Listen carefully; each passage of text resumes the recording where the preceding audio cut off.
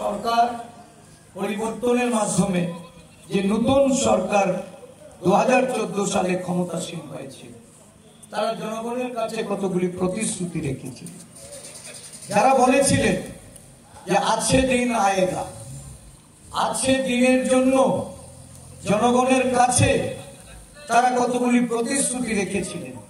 সেই প্রতিশ্রুতিগুলি কি ছিল? ভারতবর্ষে নাকি অনেক অসাধু ব্যবসায়ী বিদেশের ব্যাংকে কালো টাকা জমা রেখেছে। কালো টাকা ভারতবর্ষের বিভিন্ন জায়গায় ছড়িয়ে ছিটিয়ে আছে। এই কালো টাকা উদ্ধার করা হবে। এই কালো টাকা উদ্ধার করে ভারতবর্ষের সমস্ত মানুষের মধ্যে, যারা বিশেষ করে গরিব অংশের মানুষ, তাদের ব্যাংক অ্যাকাউন্ট খুলে ওই ব্যাংক অ্যাকাউন্টে 15 লক্ষ টাকা করে জমা করা হবে।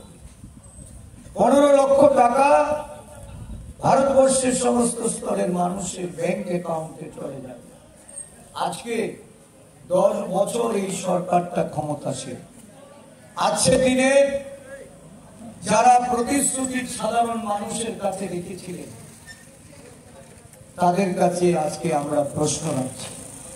আপনাদের এখানে একজন প্রাক্তন মন্ত্রী আছেন, যিনি বিজেপি দলের নির্বাচিত প্রতিনিধি।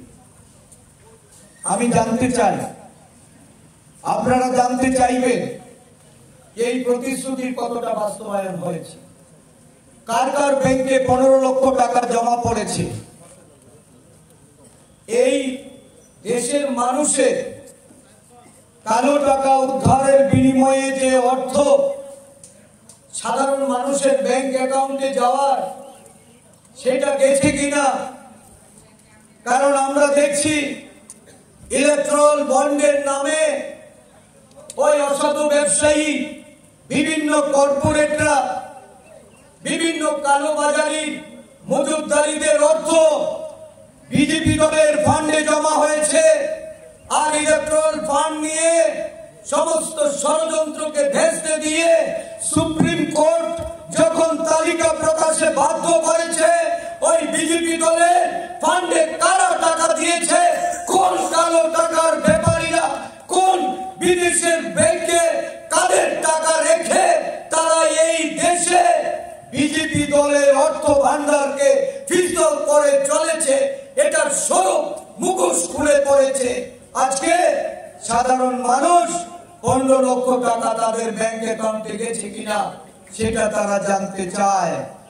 তারা দেখেনি, তারা জানতে পারেনি তাদের ব্যাংক অ্যাকাউন্টগুলিতে কোনো টাকা জমা পড়েনি।